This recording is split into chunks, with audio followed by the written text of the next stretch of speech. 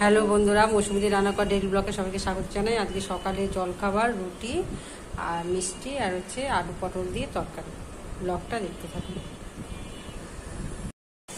বন্ধুরা। আজকে আম দিয়ে ডাল আর তেলাপিয়া মাছের কারি, ভাত তো হয়েই গেছে।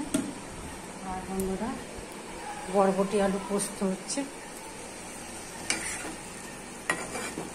আর উচ্ছে আলু কুমড়ো ভাজা হয়। যে কাটছি উচ্ছে, কুমড়ো আছে, উচ্ছে কুমড়ো আলু দিয়ে ভাজা হয়।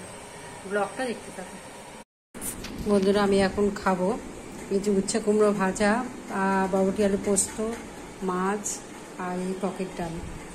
ব্লগটা দেখতে থাকুন।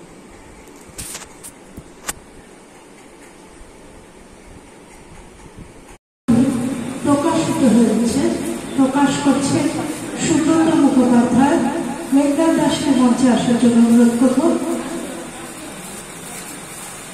এবং সঙ্গে রয়েছে তার দুই কন্যা, তাদেরও মঞ্চে আসার জন্য অনুরোধ করব। জোরে হাততালি দিবেন। পড়া এই বইটি সকলের হাতে তুলে দেওয়ার জন্য এই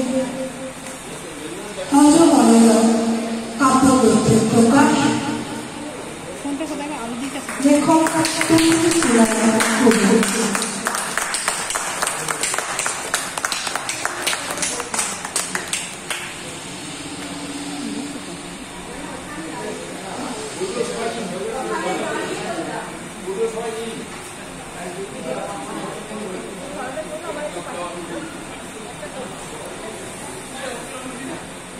প্রদান হয়ে গেল বন্ধুরা।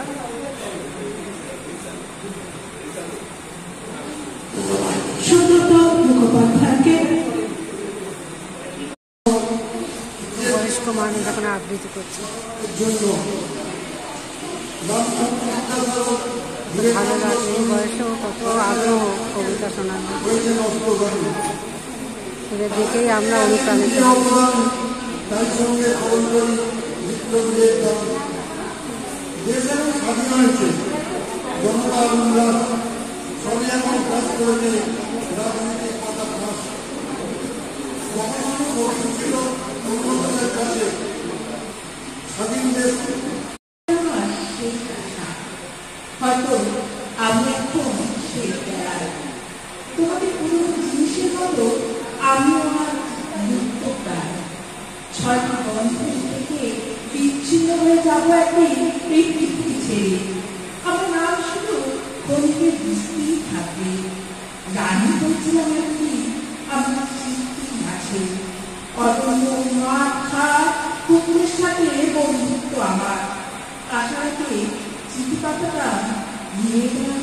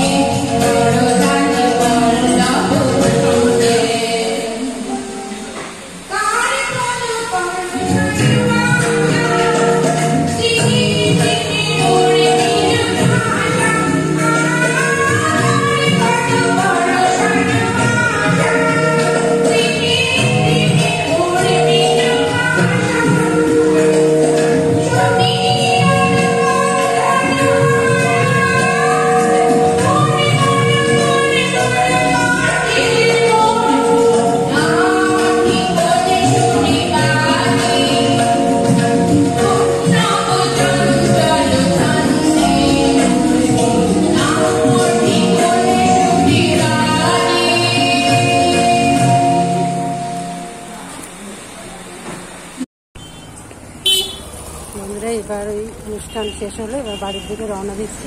ব্লগটা কেমন লাগলো জানাবে, লাইক সাবস্ক্রাইব করবে, সুস্থ থাকবে, সাবধানে থাকবে। আর আমাকে একটু বেশি বেশি করে লাইক সাবস্ক্রাইব করবে, ফলো করবে।